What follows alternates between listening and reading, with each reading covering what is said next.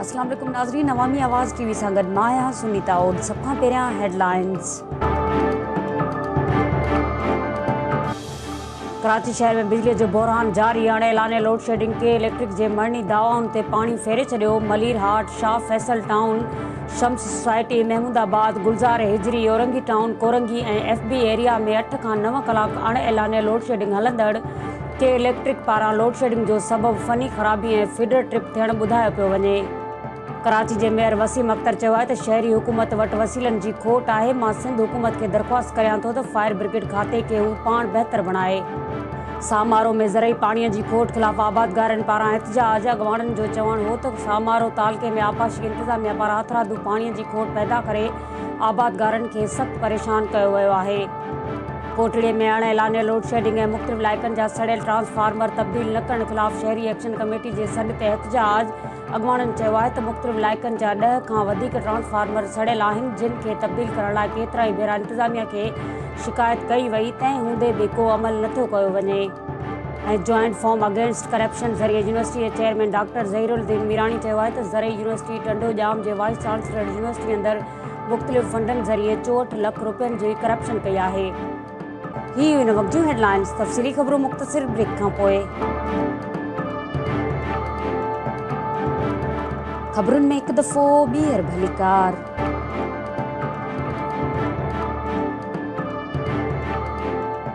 कराची शहर में बिजली जो बहरान साॻी रीत जारी आहे।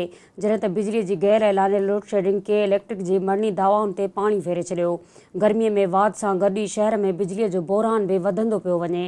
शहर जे केतिरनि इलाइक़नि में बिजलीअ जी अणएलाने लोड शेडिंग जो सिलसिलो अञा ताईं जारी आहे।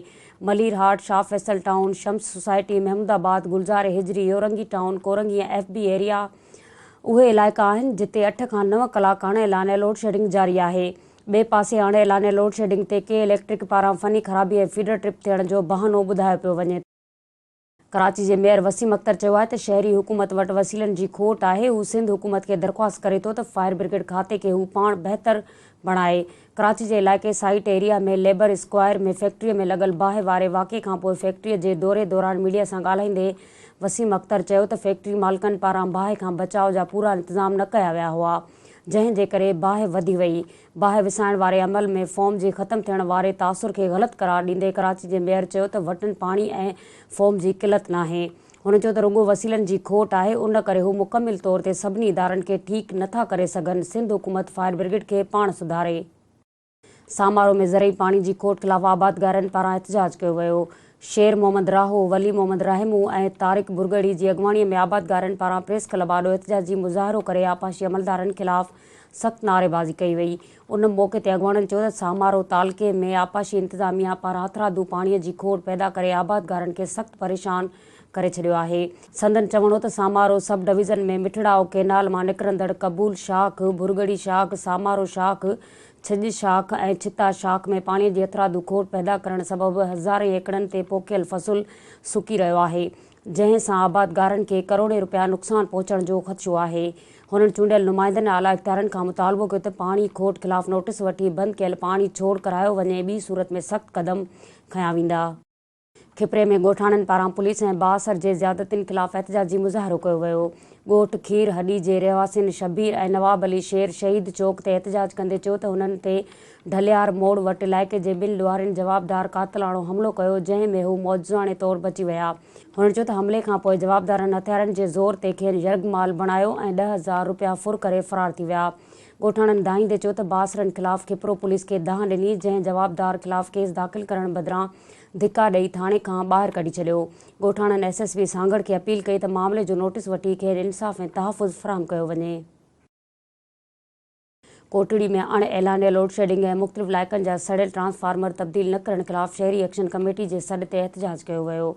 शाहिद अली जोखियो, हाकिम शाह, औरंगज़ेब भट्टी ऐं वसीम कबूलियो जी अॻवाणीअ में सवें शहरियुनि टायरनि खे बाहि ॾेई रोड बंदि करे हिस्को ख़िलाफ़ एहतजाजी धरणो हयो।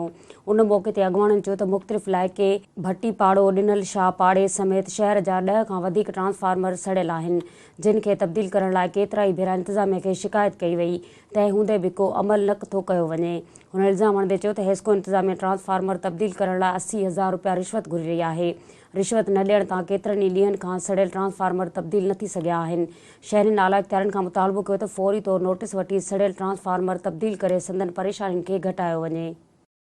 जॉइंट फॉर्म अगेंस्ट करप्शन ज़रिए यूनिवर्सिटी जे चेयरमैन डॉक्टर ज़हीरुद्दीन मीराणी चयो आहे त ज़रई यूनिवर्सिटी टंडोजाम जे वाइस चांसलर यूनिवर्सिटी अंदरि मुख़्तलिफ़ फंडनि ज़रिए 64 लख रुपयनि जी करप्शन कई आहे। हुन रियासत अली कबूर, हुसैन बख्श वेसर ऐं ॿियनि सां गॾिजी हैदराबाद प्रेस क्लब में प्रेस कॉन्फ्रेंस कंदे चयो त VC ऐं संदसि मनपसंद माण्हू यूनिवर्सिटी अंदरि नौकरियूं विकिरो करे यूनिवर्सिटीअ खे नुक़सानु पहुचाए रहिया आहिनि। हुन इल्ज़ाम लॻायो त माली साल 2016 ऐं 2017 में यूनिवर्सिटीअ खे 82 करोड़ रुपयनि जो खसारो थियो, जंहिंजो ज़िम्मेवार वाइस चांसलर ऐं हुन जा साथी आहिनि। संदन चवणो त VC रिटायर्ड कामोरनि खे यूनिवर्सिटीअ जूं गाॾियूं ऐं ॿियूं मराइतूं ॾेई छॾियूं आहिनि ऐं पंहिंजे लाइ 6 करोड़ 61 लख रुपयनि खां वधीक रक़म यूनिवर्सिटी जे नाले ते ॼाणाए ज़ाती मामलनि ते ख़र्च कई आहे। हुननि मुतालबो कयो त ज़रई यूनिवर्सिटी में थींदड़ करप्शन जो नोटिस वठी यूनिवर्सिटीअ खे बहिरान खां बचायो वञे। बुलेटिन पंहिंजी पुॼाणी ते पहुतो। वधीक अपडेट लाइ विज़िट कंदा असांजी वेबसाइट awamiawaaz.com।